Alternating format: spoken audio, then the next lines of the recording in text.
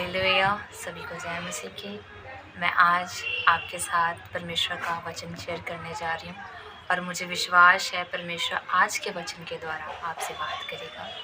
जैसे कि प्रभु के वचन में लिखा, पहला यूहन्ना 2 उसकी 15, 16 और 17 आयत में परमेश्वर कहता है कि तुम ना तो संसार से और न संसार में की वस्तुओं से प्रेम रखो, क्योंकि जो कोई संसार से प्रेम रखता है उसमें पिता का प्रेम नहीं।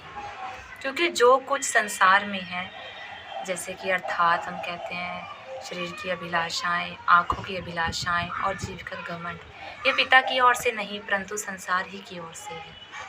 और संसार और संसार की अभिलाषाएं दोनों ही मिटते जाते हैं, परंतु जो परमेश्वर की इच्छा पर चलता है वह सदैव बना रहता है। अर्थात कहने का तात्पर्य यह है कि जब हम प्रभु को ग्रहण करते हैं, मतलब प्रभु में चुनता है, तो परमेश्वर कहता है कि मैंने तुम्हें चुन लिया।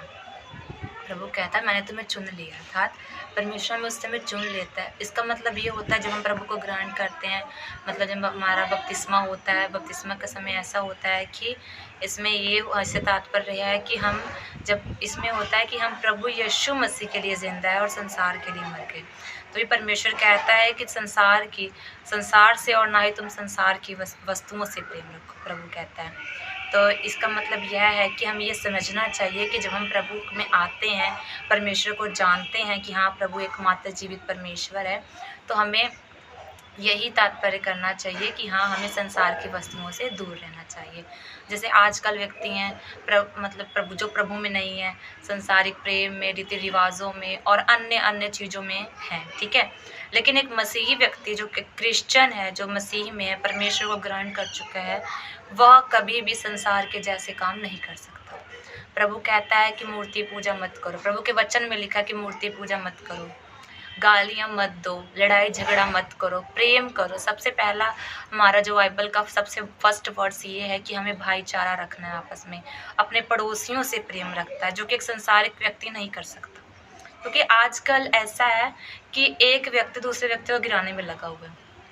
तो परमेश्वर हमसे यही कहता है कि तुम संसार के जैसे नहीं हो, तुम संसार के नहीं हो, तुम संसार में से चुन लिए गए हो। प्रभु कहता है तुम चुन लिए गए हो, मतलब तुम मेरा निज वंश हो। तो इसलिए ऐसा होता है कि जब हम प्रभु को ग्रहण कर लेते हैं, परमेश्वर हमें चुन लेता है, तो प्रभु हमें आशीषित तभी करता है जब संसार से हम अलग होते हैं। जब हम संसार से अलग होते हैं, जब प्रभु देखता है हाँ मेरा बच्चा, मेरा बेटी, मेरा बेटा ये मुझ में चल रहा है, मेरी आज्ञाओं को मान रहा है, मुझ में अब पूरा बना हुआ है, तो प्रभु देखता है कि हाँ ये संसार की जैसी चीज़ें नहीं कर रहा। जैसे कि हम नूह के बारे में पढ़ सकते हैं, जब परमेश्वर ने नूह से बात की तो नूह से उन्होंने कहा कि तू जहाज बना। जब नूह जहाज परमेश्वर की इच्छा के अनुसार जब परमेश्वर ने आज्ञा दी तो नूह जहाज बनाने लगा। लेकिन सभी जो संसार के लोग थे कहते थे कि नूह तो पागल हो गए, कहते थे नूह तो पागल हो गया है, इसको पता नहीं क्या हो गया, इसका पूरा घराना पागल हो गया है कि लोग जहाज बनाने में लगे हैं।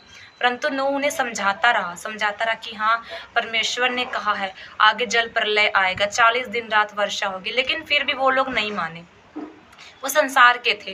लेकिन परमेश्वर ने नूह को धर्मी गिना, परमेश्वर ने नूह को धर्मी देखा तो उस पर अपना आप प्रकट किया।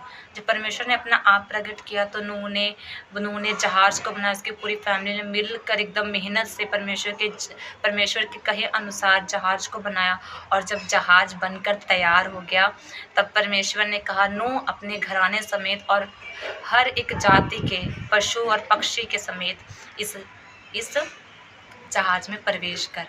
तो जब उन्होंने प्रवेश किया जहाज के अंदर, एक जाति के पशु और पक्षी के समेत और अपने परिवार समेत जब उन्होंने अपने घर में मतलब जहाज में प्रवेश किया, तो परमेश्वर ने स्वयं जहाज का दरवाज़ा बंद कर दिया था।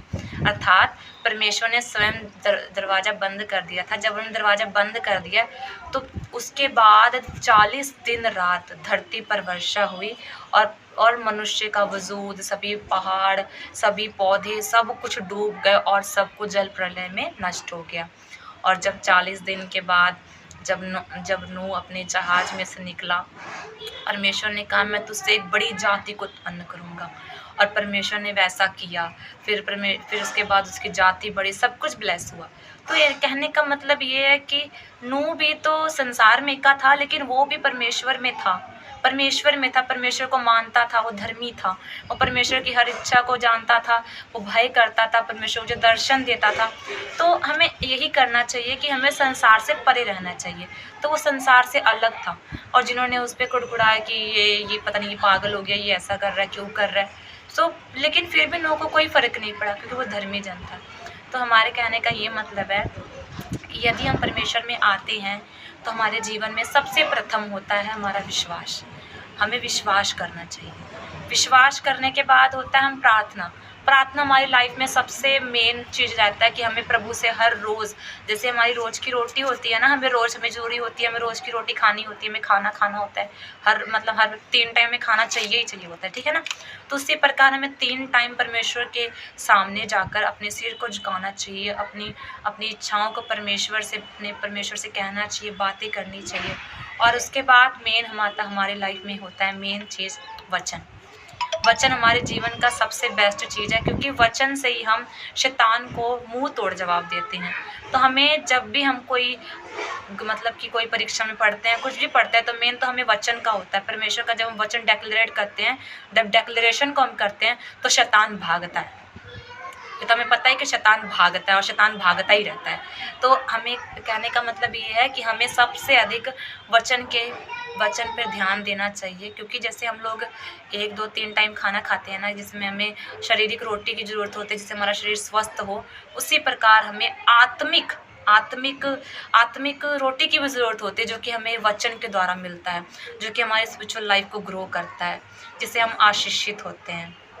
तो अगर आपको संसारिक चीज़ों से अलग रहना है और संसारिक चीज़ों से नहीं करना है, तो आपको संसार से अलग रहना होगा और उस जैसे कार्य नहीं करने होंगे। प्रभु को आपने ग्रहण किया है, और आप प्रार्थना में, वचन में, बाइबल रीडिंग में और टाइथ हमारी लाइफ का मेन चीज़ होता है। तो हमें ये 3 चीज़ें, प्रार्थना, बाइबल रीडिंग और टाइथ, हमारे जीवन में इन 3 चीज़ों की वैल्यू बहुत ही है। और अगर हम इन चीज़ों को फॉलो करते हैं, हम परमेश्वर के आज्ञाओं पर चलते हैं, परमेश्वर जो हमसे कहता है वो हम करते हैं, संसार से अलग डिफ़िकल्ट रहते हैं, अलग दिखते हैं, तभी तो हम मसीह के बच्चे कहलाते हैं।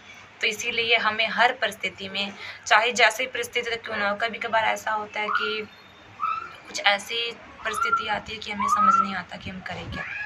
ऐसा होता है कि हमें संसार की वस्तुओं को करना पड़ता है, मतलब कि हमें मजबूरी होती है।